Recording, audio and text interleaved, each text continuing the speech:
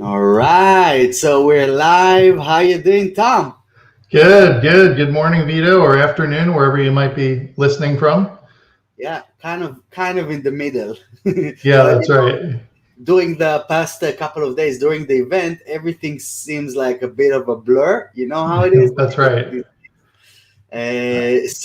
But I'm excited to be here with you, and I'm excited to start day three of the Web Agency Summit.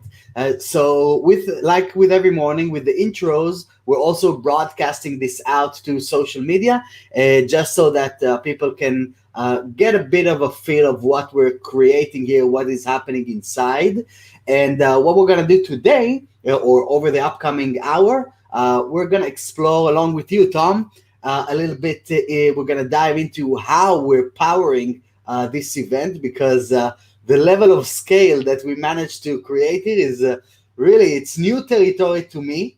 You probably have seen some things like that before, but I'm sure that a lot of the people that are joining us throughout within the event itself and outside within the Facebook groups are gonna be shocked by the amount of requests, the amount of visits, the amount of resources really that it takes to pull something like this off, and the level of infrastructures that we had to put in place to power up the biggest event in the WordPress space, really.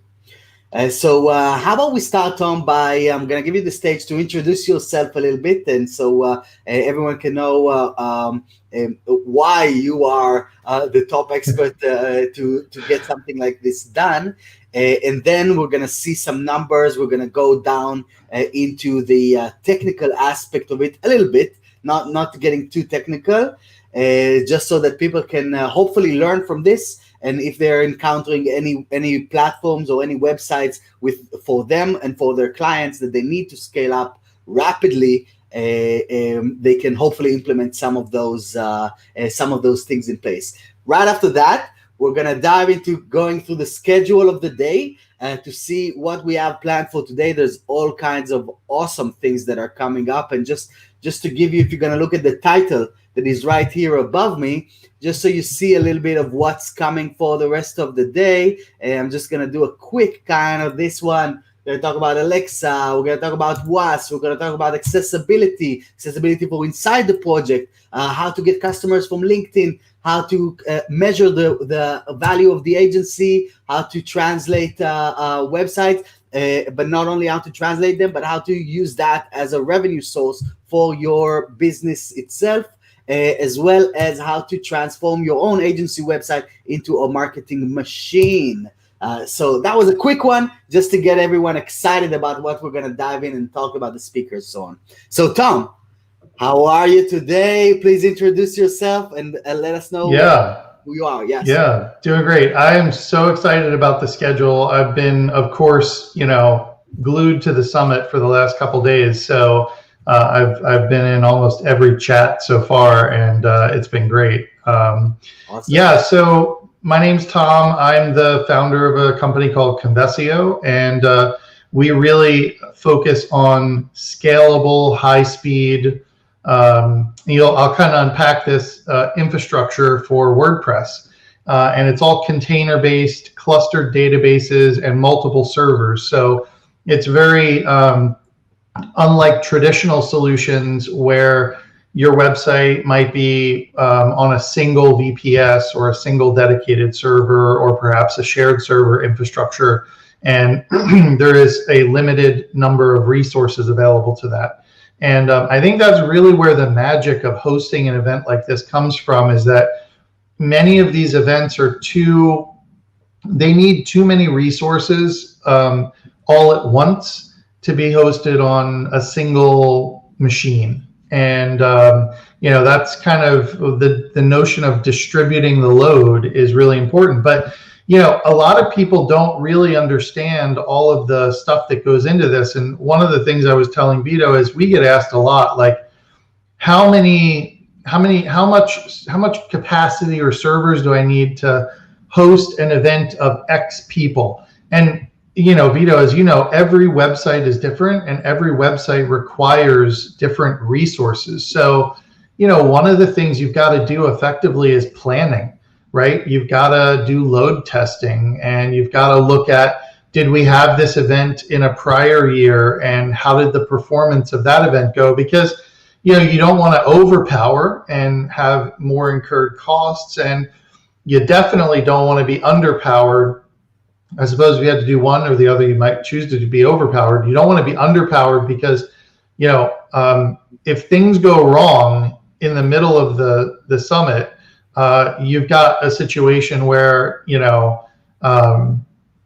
sometimes resolution to those things is not fast, right? I mean, in worst case scenario, a code change has to happen because something is inefficient at scale and you didn't realize it because you didn't do any load testing. And so we did, we planned for weeks before, and, for the week leading up to the summit, we were, doing load testing and all sorts of things to make sure that the performance of the platform didn't have any gotchas. And so I'm going to share some stats, and Vito, I'd love for you to chime in on this. Let me just share my screen here, and I'm actually going to present. So how about we kind of get into the game of first, let's start with, so you talked about a little bit about the planning, how we're getting into that game.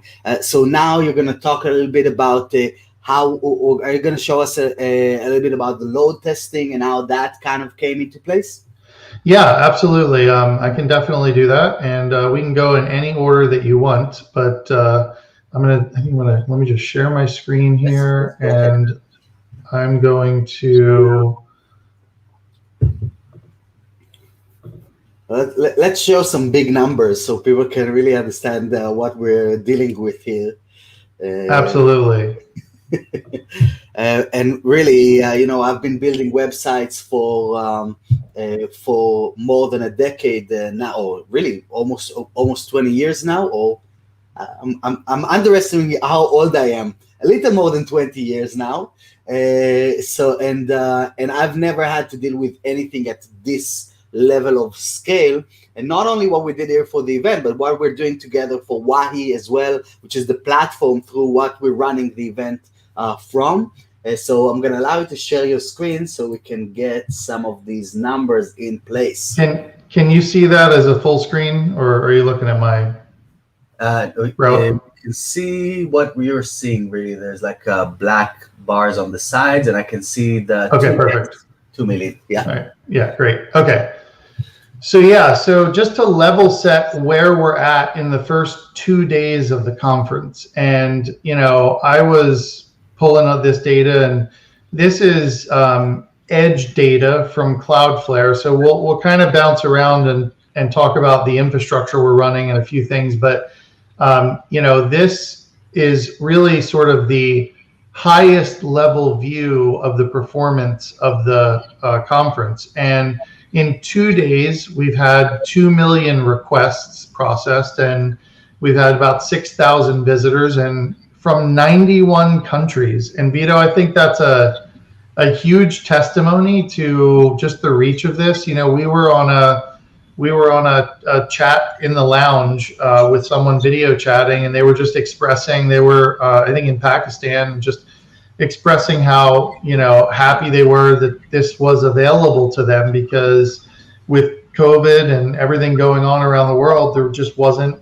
the availability of WordPress meetups, conferences, and all of that stuff. And so even in specific, we're very fortunate to live in. I'm in the UK. You're in the US, and things come here, right? Things come to these countries. But I remember when I was living back in Israel, and in a lot of other places around the world, like these things just don't happen. You're just constantly being left out of the game just because of your geographical location. So I agree that, and this was one of the things that we tried to push towards. So even though we can see that that the top countries here on the list are English-speaking countries, because the summit is delivered in English, and our circles of networks and so on are mostly in English-speaking speaking countries, we still managed to serve 91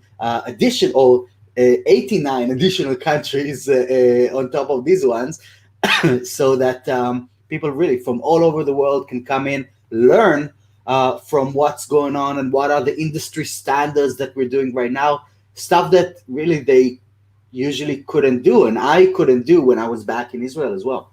Yeah, absolutely. And I think that's, I mean, this is data that I think a lot of people should take note to, you know, whether you're looking at sponsoring an event like this, or you're looking at participating in an event like this, or in any way sort of getting behind it, the you know, the ability for this to scale to reach the audience that it reached. I mean, yes, you can have 6,000 visitors at a physical event for sure, but you're not going to have 6,000 people from 91 countries most likely. And so the ability for this to scale to this kind of reach is, I think, really in it. I was actually really surprised when I saw that, because I was like, wow, that is a number that's a pretty big number for 2 days, you know? So, all right, well, jumping ahead, I'm going to skip a couple slides. We'll come back to them. But we talked about load testing, okay? So, what is load testing? Just for okay, yeah. So, know what the concept is. All right, so great. So, when you put up your website, right, there's going to be a certain number of people that can hit that website before the server is going to run out of resources, okay? Now, sometimes that number is 10, sometimes that number is 10,000. You don't know, because every hosting platform and every website is different. And so load testing there's several tools that allow you to do this. And basically, this is a way where you can simulate visitors coming to your website and browsing around various pages. And there's a lot of different tools out there. I have a couple favorites I'll share with the audience. So first one is a product, and I've got some charts from it on another slide. It's called Robo Swarm. And I think the URL is roboswarm.dev. And the guy there is, his name's Jack. He's a great guy. He has another product called Kernel in the WordPress space that does plugin updates and all sorts of stuff. But that product is designed specifically for WordPress. So you can do some really cool things with that product, like simulate WooCommerce checkout. You can simulate logged in users browsing your site, which was really important for us, because one of the things that's a big load on the site and breaks caching, and we'll get into that in a moment, is whether or not people are going to be visiting and browsing your site anonymously, not logged in, or whether they're going to be logged in. If you have to log in 10,000 people, that's a lot more load on your server than people browsing cached pages. So, you know, this concept of load testing, we ran several different scenarios in load testing. And so, you know, this one here is no cache, no CDN, but no people logged in. And so we ran this, and we did, if you look over here, we did 3,000 clients over 5 minutes, and that had an average response rate of 925 milliseconds and no errors. And that's what you want to figure out. Now, one of the things you want to look for when you're load testing is, what is my breaking point? So, you know, it's not uncommon that you'll see people test. And when you do a load test, you have to make assumptions, right? And if those assumptions can be rooted in reality, that's a lot more helpful. And, you know, Vito, we didn't have, because we weren't all working on the summit last year, we didn't really have exactly the data that we needed that we have this year, because we've been watching it. And so, you know, we had some Google Analytics data, we had some Cloudflare data, but we didn't grab throughout the event last year. But really, now that you're mentioning this, last year we didn't go as deep as we did this time, a lot with your help, Tom. And what happened on the first day, we were shocked that we got 220,000 requests in an hour, and the whole thing just crashed.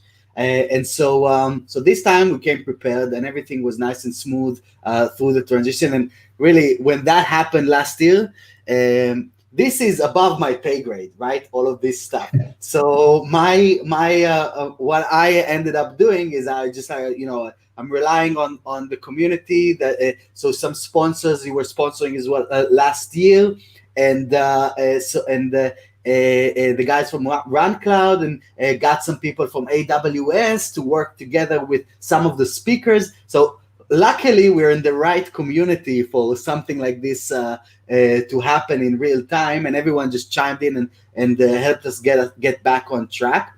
But really, what I was doing is I was running behind I got out of the seat and I was just like running in circles until the website went back up. So now understanding, or after doing the learning about what are all of these things and where things can break down when you're scaling things up unpredictably, which I might say, allowed us to prepare a lot better through load testing and through some of the additional things you will show us now. Yeah, absolutely. And I think that's, I remember that, and I felt your pain because, I talked to a lot of people, and, I've certainly been involved in things prior to Convexio where stuff has gone down and people have underestimated the load. And, there's only so much technology can do, right? It's like if you're not expecting and you're pleasantly surprised and you've got 10x, you're probably going to be stressing a lot of infrastructure that you might have planned that you thought would be really good. And by the way, just as a side note of, levity, part of the thing that made this event stressful for me was the fact that this is all of our peers. Okay. So it's kind of like, okay, we have to make sure this goes off without any issues. And so I was obsessed personally with making sure we had the right stuff in place for this. And so far, I think we've had great results. And, part of the thing is being able to know what's going on. And I think last year, right, you didn't have the visibility that you've got this year. And we'll share some more of that. But the other thing we kind of look for, going back to load tests here, is how many sustained users can we have simultaneously? And, one of the metrics that's really important on this is your requests per second that the site can handle. And this is very, very different than if you were caching data. If you're caching data, you can serve that data extremely fast with very high throughput. But if you've got to process a bunch of database requests, and then you have to make sure you have a scalable database layer. And so one of the other tests we ran, and this was where we said, okay, let's put a couple hundred users simultaneously in the system, just aggressively browsing continuously, like every second requesting a page, okay? And, we had I think a path of 5 pages that we thought would be primary pages. And, they're the pages like the main session, the lounge, this, that and the other, the exhibit hall. Registration, the login. Yeah, registration, booths, yeah. And so, we ran that test and we got to the place where we're like, okay, we're processing, 123 requests with no caching, no layer of optimization, no CDN at this point. And we're like, okay, this is, performing pretty well. This is very unlikely that, and the performance, I don't know if I have charts on this, but the one of the things we looked at was, what is the experience of the load time of the pages? And as you can see here, they're still in the hundreds of milliseconds here, okay? And so the whole point of this is, can I have a good performance window where, if the site takes, 30 seconds to load a page, that's a fail. You might not get any failures, but things are becoming so hard for users to navigate that they get frustrated. So, you sort of have to watch, like, okay, what are my response times and what are my failures? Because you don't want errors, and you also don't want users that are frustrated because it's taking a long time to load. Those are really the things that we look for primarily for the end user experience. And so part of this load testing scenario was pushing the envelope and seeing what's taking a long time, what can we cache. We also went in, because as we started to layer things like a content delivery network on top of this, we had to go in and make sure, is everything working? Like, does chat work? Do people's avatars update? There's all sorts of things that caching in a logged in environment can cause difficulties with. Now, we took special care, but to make sure that wasn't the case, but we definitely have to test that as well. Tom, what kind of tools are you using for this load testing? So there's Robo Swarm, and it's roboswarm.dev, and I think that's really good. And this is a chart from there, and then this is a screenshot from loader.io, and loader.io is a little bit more. It's not complicated in the sense that it's it's hard to use. It's just not as customized for WordPress. So WordPress is by far more compatible, or Robo Swarm was really designed for WordPress. So that's their niche, and Jack's done a great job. So if you want to test WooCommerce checkouts and things like that, or logged in users, far easier to do on Robo Swarm than it is to do on loader.io, in my experience. So so that's these tests. So at the end of all of these tests, we kind of were like, we had some infrastructure we had rolled out, and I'm going to jump to that real quick. So this is a screenshot of the Convexio Dashboard, and I had mentioned dashboard, right? So you're just releasing this. So yeah, this is going to be new. This is actually going to be this version is going to be live. You guys were absolutely the first people to use this new version of Convexio, and this is going to be live next week for general use. And what we did, and this is where I'll sort of dive a little bit more into some of the technical stuff, just so people understand. And Vito, you know this, right? This is the problem we're trying to solve, right? If you have to hire a sysadmin DevOps person to stand up for you multiple servers, load balancers, figuring out how to run Docker, WordPress and Docker, a clustered database. I mean, you did that for some of the video streaming technology. I mean, what was that like, Vito, when you did that? Like, that's not an easy, quick process, right? And it's not cheap either. Not at all. It's not cheap, really, is the key point here.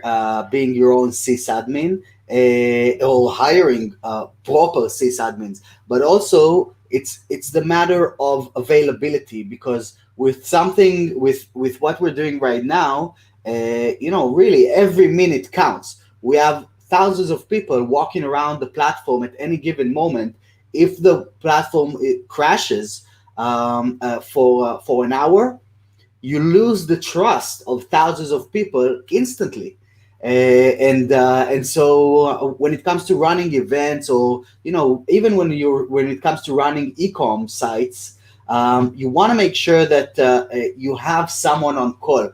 And if you want to make sure that you have someone on call 24/7, then it's not just hiring the one guy, right? No one can handle that. You need to build a team around this, and and really, to be honest, because this is not really my forte, I'm more of I'm more on the website side, I'm more on the business side, I'm more on the marketing side. So getting into the game of dealing with AWS and the different containers, load balancers, and all of those kind of different things, it's just way beyond the things that I want to deal with, really. Yeah, and it's a scary place to be when something goes wrong with a setup like this, because it's so complicated if you were to hand roll this on AWS or Google Cloud. it's so complicated that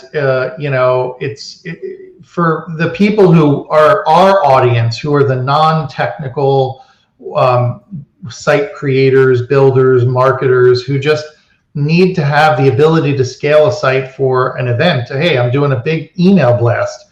I want to make sure I can handle it. Or hey, I'm getting featured in some really big TV show or social media outlet, and I want to make sure I can handle it. And how do you do that? It's like upgrading your site. Like, oh, I got to go change packages. I might have to migrate to a new server. There's a lot of complexities in doing that with existing hosting providers. And this is really what we've made dead simple. Like a few pushes of the button, a non-technical person can have, all of this type of infrastructure running for their site. And what we've done, just to go back to kind of the summit here, and what we're running is, we have you're on a dedicated cluster for the summit. It's running 5 C2 instances. Those are compute optimized instances on Google Cloud. Each of them have 16 cores, and there's 64 gigs of RAM. There's 5 load balancers, so each server has a load balancer. There's 10 WordPress containers, and that's an image of this right here, which these are all 10 of your containers. And you can see by looking at this, what the CPU load is on each one, and you can see that we've pretty much balanced requests almost evenly between all of these different containers. This is something that takes, tens and tens and tens of hours of a sysadmin to set up a load balancing configuration. And oh, by the way, if you don't do this every day, there's tons of little gotchas that you could run into that are tricky to figure out and to work the kinks out of. And so all of this is the front end of it, and then we have a Percona extra DB cluster, which is a master cluster that's load balancing all of the database requests. So let's talk a little bit about, we're dropping terms here left and right, and I can see some. I can understand that some people might be like, kind of glazing off. So what are load balancers? Let's start with this one. Great question. So, and I'm going to give you an analogy that is something that I've been working on this pitch for a while to explain this, because it's hard when your closest friends and family don't totally understand what you do. Right. So imagine you've got a cup, okay, and you're pouring water into it, and the cup is your server and the water are your website visitors. At some point you reach maximum capacity of how much that can handle. And so what starts happening? People start overflowing and water starts spilling. Well, what Convexio does is we have the ability to spin up another cup for you, okay? And that a load balancer is what distributes the water from it. It knows this cup is full, and it says start using the other cup. And so a load balancer sits in front of your website, and it distributes the visitors to the different cups. And as each cup fills up, instead of it overflowing, which would be your visitors getting a really slow website or your visitors getting an error, instead of overflowing, we basically have another cup spin up for it. And so here we have actually 5 cups at this point. Well, we have 5 cups. Those cups could be your individual servers. More specifically in our platform, a cup is a container. So a container is what runs your actual WordPress, your runtime of your WordPress. And so, and you have 10 cups. Let's not over confuse people with the other level of the server. But yes, that's in essence what happens. And that's how a load balancer works. Is in Convexio, your site can clone itself to all of these different servers, and the load is distributed among them evenly. And is this something that happens automatically? It's going to go up, it's going to go down, or is that something that you need to monitor and be aware of? Yeah, it depends. You can do both. So in Convexio, you have the ability to choose to manually scale your site up with a click of a button, or you have what's called auto scaling. And auto scaling will give you the ability, and this is all in the new release we're pushing out this week. Auto scaling gives you the ability, we have a screen now where you can control it, and you can say, if my CPU instance gets over 80% for 5 minutes, add another container to the site. And that all happens automatically. Okay. And then around this concept, I know that this was a question that I had when I started getting into the game of load balancers, because in most cases, or from my experience, I was mostly building small to medium businesses websites. We didn't need that level of resources for the vast majority of projects. And I can also tell you that we did need this for some, but I just didn't know about this, when we needed it. But something that really came to mind is like, what is going to happen to the WordPress website that you're running? Can I make changes if it's distributed over different websites or different servers, really? What is going to happen if I make a CSS change on one? What is going to happen if I'm going to update a plugin from my backend? How is that going to reflect throughout? Yeah, great question. Really good question, actually. So there's two, we're getting a little in the technical details, but there's two ways you can scale on Convexio. So we can scale your WordPress resources, which is this container. We can do it on a single node of a server. Okay, so let's say you've got a container running. Think of it as like a micro VPS for your website. And we can scale that on a single container. So maybe you get a surge of traffic, but it's not astronomical, right? It's just more than your resources allow. Your site scales up to 2 containers. That's totally fine to make edits and changes. Okay, you can make that all in that one server, because none of the files don't need to synchronize to other instances across the cluster.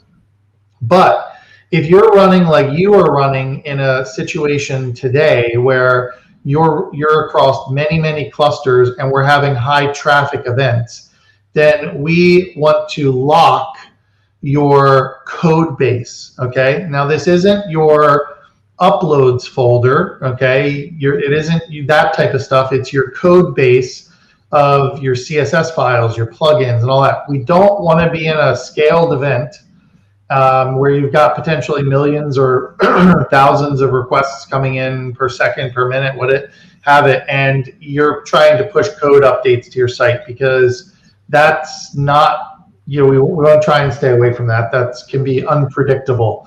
So that's really what we did here. You let us know, all right, we're going to scale things up before we opened our doors, and we went into CodeLock. We have our little staging environment where if there is something, we can play around, check things out. And then if we need to deploy any piece of code, really the process is scaling down back to a singular container and then bringing it back up. Is that correct?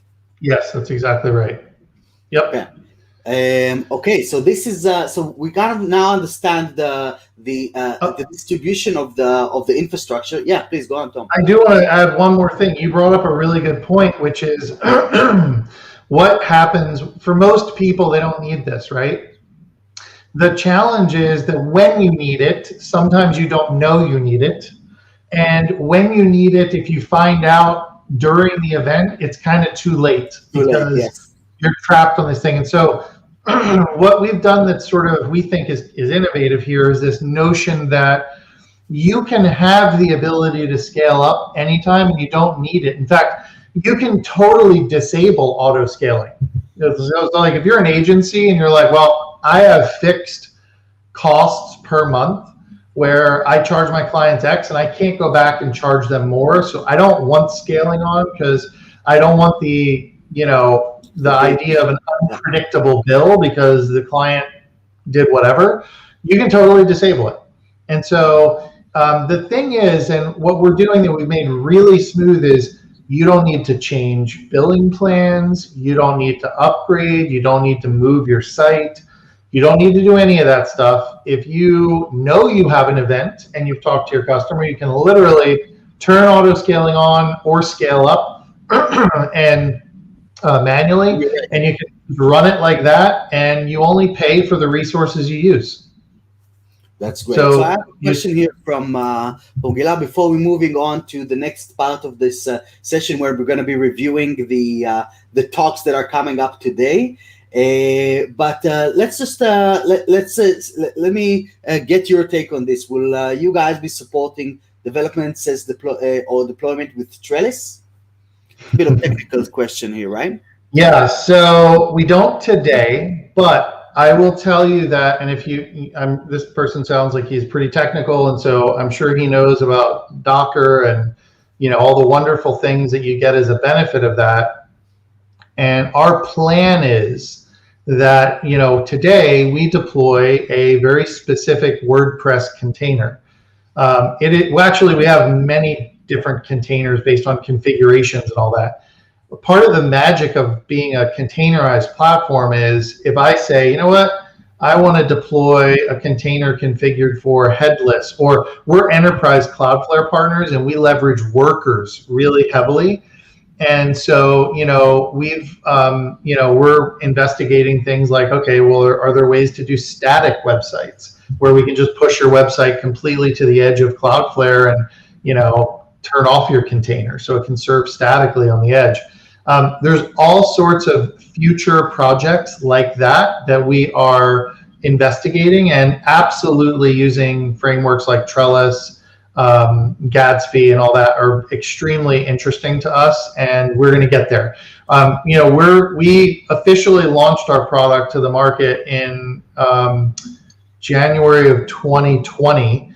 And so we're a little over a year old, and we had been in R&D for a couple of years prior to that, because as you can imagine, we've been solving challenges here that aren't very simple to solve. But we're going to be in fact, the new version is finally going to support multi-site. And so, yes, we're adding many new things, and we're definitely going to be looking at those things in the future. So I'm going to throw one last question your way from Hassan here.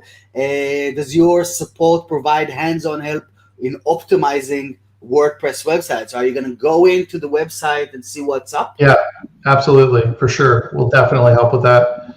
Okay. I want to share one more stat, Vito. Where is it here? So this is just to give you some sense of scale of the conference. So internal network traffic on this cluster has been 47 terabytes in 2 days. We've peaked out somewhere, last time I looked, around 3,000 database queries a second, and you've had over 500,000 chat refreshes. And so, yeah, I mean, you can see the sheer number of data that's served through all of your containers, right? Like all the disk usage is being pushed through this here. So this is exciting stuff for us to sort of geek out on, but I just wanted to give people a sense of scale. And quite frankly, this is the kind of stuff that it just gets hard to do unless on one machine. And the reason that we like this distributed approach to this is we get this level of scale that's hard to do on one particular machine. Okay. This is amazing, Tom. And looking at these, these are insane numbers just to really understand what we're dealing with, and to get to a place where everything is nice and smooth as it is inside the venue, when people are jumping between the lounge and the live sessions, and all over or between the different booths. That is a huge undertaking to this. So I want to thank you for helping us with this. And now I'd like to bring in Andrew to join us. So how are you doing, Andrew? I'm good, Tom. It's just, a head blown off situation with, watching all this activity go on. And I know that, we're working backstage and there's some stuff going on, and we've got lots of things, that we have to do, almost instant production stuff. And adding banners and doing all sorts of answering questions, making sure the sponsors are okay, making sure the networking lounge is okay. And if we didn't have a fast interface to do that, or a fast website to do that, we'd be stuffed, basically. I mean, it's astounding that we've transferred 47 terabytes of data over the last 2 days. It's mind-blowing, isn't it? It's crazy. It's exciting stuff, and it's awesome. I'm so excited to see the success of the summit. So yeah. So without further ado, let's just dive in to see what's coming up today. So today is day 3 of the Web Agency Summit. And as you've seen from the numbers over there, we managed to maintain our position this year as well as being the biggest event in the WordPress space. A lot of this is only possible thanks to our amazing sponsors, the amazing partners, the fact that people are sharing the word, the incredible speakers that we managed to gather throughout this event. So I'm going to share my screen here so people can really see who we're talking about. So that includes GoDaddy Pro, WP Engine, GridPane, WordPress.com, a High Level, Nexus by Liquid Web, Groundhog, Elementor, Shield Security, WP Activity Log, Termageddon, Weglot, Cloudways that we just saw Hassan from, Fixed Runner, Yoast, and of course the in-kind supporters, which is Convexio, and Wahi is powering the platform itself. So now let's see what's going to happen today.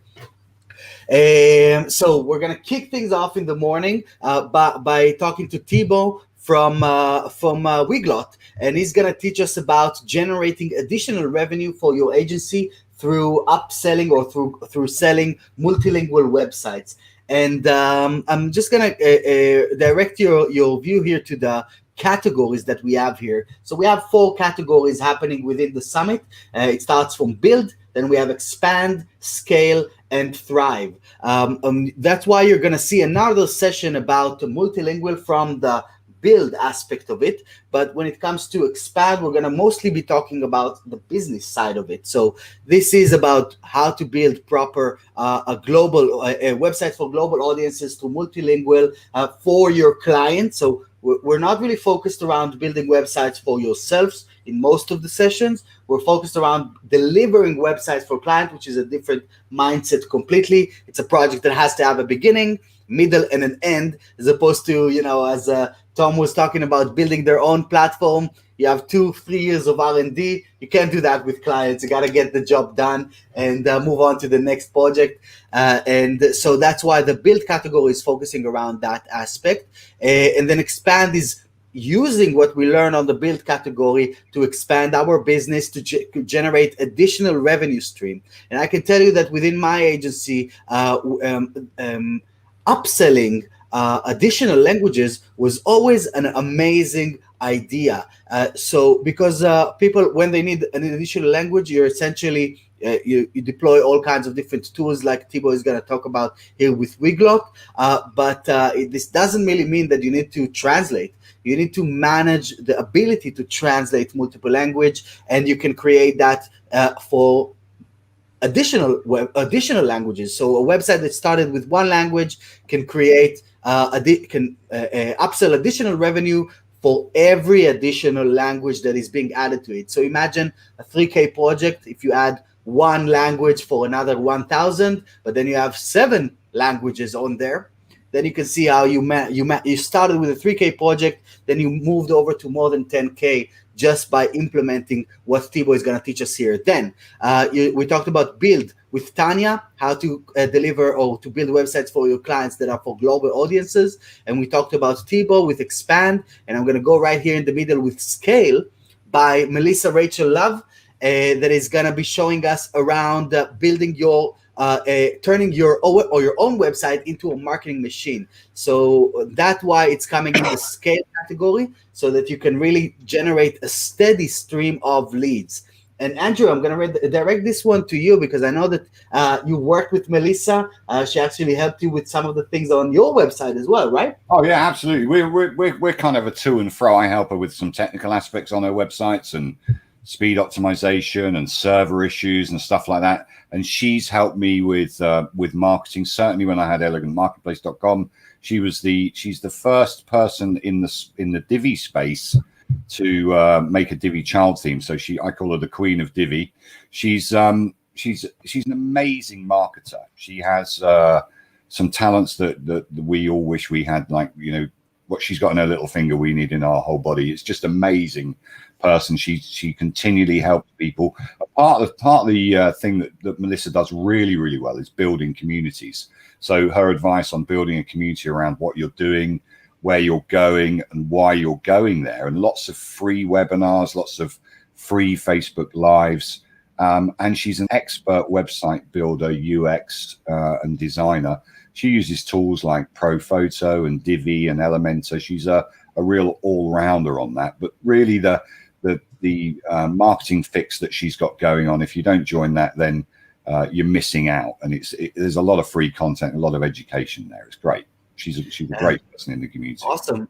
So actually, if I'm looking at the schedule today, we have a whole lot of ladies, and I love that. And this is actually something that we proactively try to make sure. So there are like 3 white men, like right here on this session, that are talking to each other for a few days.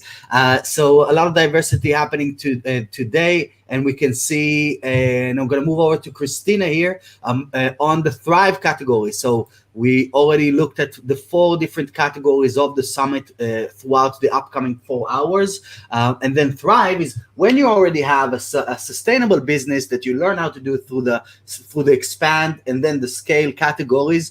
Then we need to make sure that the business actually thrives. We understand what it means to work with employees, what it means to work with how we can estimate or understand the value of what we're creating here. What does this really mean to build an agency of 50 plus employees, as we've seen on some of the other sessions? So what Christina is going to focus here is around measuring the value of your web agency. And Christina just sold her agency just a few months ago after building it for a few years. And so she's going to take us through that journey, what that really means. And Andrew, I know that you also sold a few of your WordPress-related businesses. So well, actually, I did, and I sold Page Builder Cloud and Layouts Cloud to Melissa Love. I just messaged to Melissa, right? Yeah, I just said, "Do you want to buy these?" She went, "Yep." Didn't even discuss a price. She went, "Yep, I'll have those."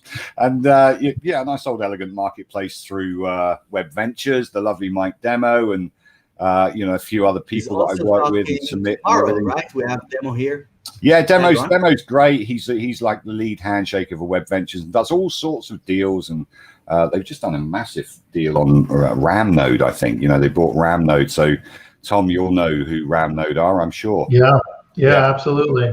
And I can't speak highly enough about Christina. She's amazing. And, one of the things that is really interesting, and I'm sure she'll share this, and if she doesn't, we should ask, but there's a lot of people out there looking to buy agencies, and a lot of times it's like, where do you go to find these deals? Because there's people with cash to make deals happen, and a lot of times it's very unstructured, and there's certain websites you can go to find these folks, and of course conferences like this and being in sessions like that. So just the networking of knowing Christina, since she is sort of the thought leader in that space, and knowing Mike Demo to be able to connect with people who might want to buy and sell is really valuable. Yes, I agree. And then right after Christina, we're going to dive into discussing LinkedIn with Nicole. So Nicole already joined us, Andrew, and Stephanie, our co-host, in the initial kickoff of the event, and we kind of spoke about this a little bit, but the idea is, and you can see that this one is inside the expand category. The point behind this is that really after you build, you want to build a business, right? After you build the product, you want to build a business. And so how do you find those perfect clients? How do you define who is the perfect client that I'm looking for? And so Nicole is going to explore LinkedIn as a method of generating, getting noticed by them, so that you don't need to chase clients. They actually come to you because they understand that you are an expert in what you do. And then everything here is going to be discussed with organic outreach, so no need to spend money on ads or anything like that. So this is a really interesting talk, especially because I know that within my agency we got to a place where we were generating 60 plus meetings, not even just leads, but straight up meetings every single month directly from LinkedIn without paying a dime on ads. So I'm really excited to share this knowledge, or for Nicole to share this knowledge and to dive into this topic. Then we have 2 sessions in a row around accessibility, and you can see how one of them is inside the build and one of them is inside Thrive. And the reason why we try to group them up or create them in this way is because first, we need to understand how to build accessibility into our websites. This is such an aspect that is being it's not discussed enough, and it's actually becoming part of the law, isn't it, Andrew?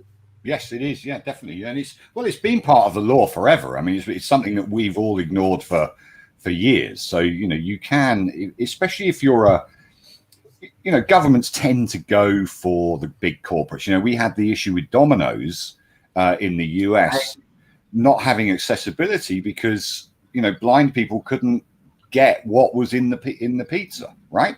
Yeah, we get a pizza. Image. So and at the very basic level, that's alternative text, and making sure that your website is readable by screen readers. I've got a blind friend of mine, which she's lovely, and she helps me do accessibility from a blind person's perspective. And also, if you have sound and video and stuff, you've got to think about deaf people, and you've got to think about people that actually use the spoken word. And what's interesting later on in the day or tomorrow is that there's, ask Alexa.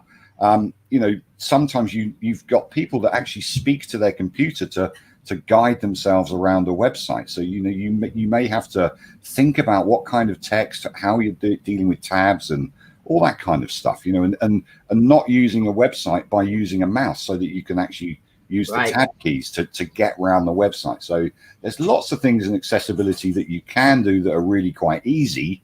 But to be 100% accessible is almost impossible. So, these agencies accept that, but let's see. Maybe Amber is going to teach us, and maybe let's hope. But we've done some very accessible websites, and hopefully most of our websites, 99% of our websites are very accessible. So, Bet Hannon who's a big accessibility person, told me once, she's like, marketers will spend tens of thousands, hundreds of thousands of dollars trying to increase their conversion rate by fractions of a percentage, and 7% of the population has some sort of a disability. I think that's the stat. Sure. And so it's like you could tap into a whole, there's absolutely a cost and profit and conversion rate argument to be made here with accessibility. So excited to see that.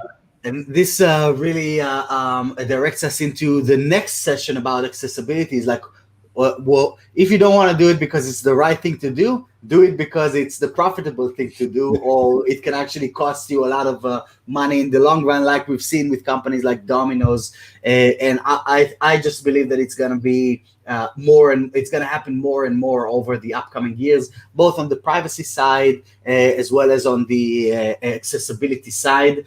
So then we're going to talk with Colleen from Grazer Graphics about how ignoring accessibility costs you and your client. And you can see that this is inside the Thrive category because, as you said, Tom, people are spending tens of thousands of dollars, hundreds of thousands of dollars to move the needle by 0.1% of the conversion rate when it comes to bigger websites, enterprise level clients. And that's why we kind of included this in the Thrive, because that's where this impact can really make a whole boatload of difference when working with bigger clients or with high traffic websites.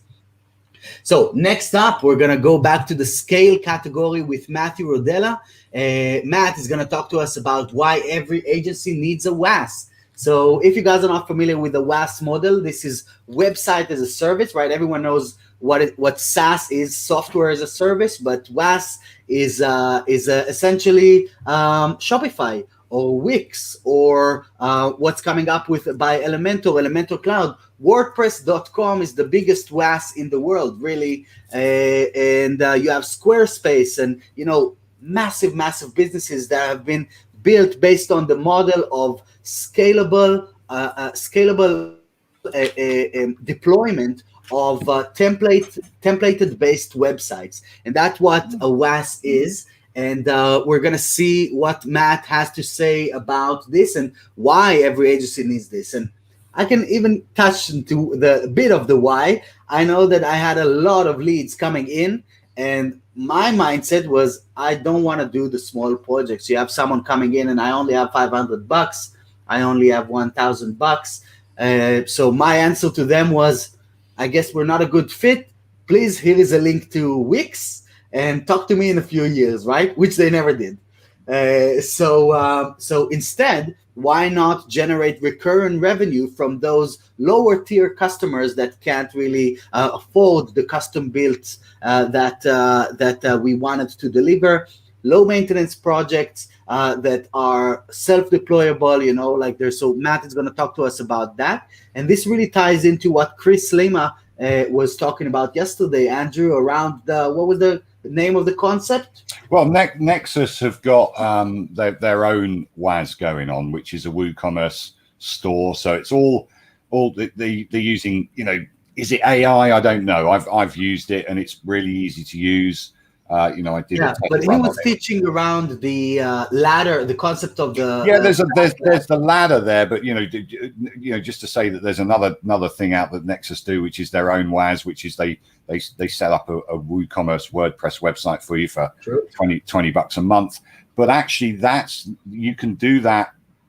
Follow Matthew's advice, and you can do that yourself. So you can become a Nexus, you can become a Wix, you can become a Shopify. Yeah. But the ladders that he was talking about were, don't miss out on the opportunities that customers present themselves to you, even if they're not within your current mindset or your remit of doing. You want the over $1,000 or the $2,000 website. If you've got an opportunity to point them into a direction where you want them to go, take that opportunity, even down to the fact that the guy wanted Facebook developed, or a lot of customers have come to us and said, I want a networking thing, I want a Facebook, I want a LinkedIn. We say, well, I can sell you an ebook for $100 because you've only got $500 to sell on. So if you want to catch Chris's talk, you can jump into the replays and you can find all of the replays from yesterday here from Ben Pines from Elementor, Chris Lima from Nexus, Miriam from Stratic, Adam from GoDaddy Pro, David from WP Engine. We have Roxana from Social Bee. We have Marek from Yoast, the CEO of Yoast. We have Alex from Cloudways. Chase from High Level, and then there's been a really interesting discussion about hosting by a panel from WordPress.com. So these are the sessions that we had yesterday. And finally, before we jump off, because we just ran out of time, Chip is going to talk about the future, really. So we can see here, going back to close the day with the build category, and Chip Edwards is going to talk about how to incorporate Amazon Alexa or smart speakers into your builds. And I think that this can have really interesting potential for additional upsells, even for existing clients that want to go into this space, maybe even like even local businesses that you can tell your speaker, your smart speaker, where can I find the local flower shop? Where can I get let's order some pizza. So it's gonna find the businesses that are within the radius of the smart device. So Chip is gonna talk to us about this concept. So we're gonna jump right into the discussion with Thibaut. If you're watching us on social media, please come and join the event. All you need to do is go to Atarim.io/summit. We have today starting right now, and tomorrow is the final day before the after party at the end of a Friday night, where we're all going to be hanging out at the lounge together. So come and join us here. It's completely free, and you're all invited to join the party. And for those that are already on the live sessions with us here today, thank you everyone for starting to jump in. And we're gonna jump right into Thibaut's session next. Thank you guys. Thanks Tom. Thanks Andrew. And See you thanks later.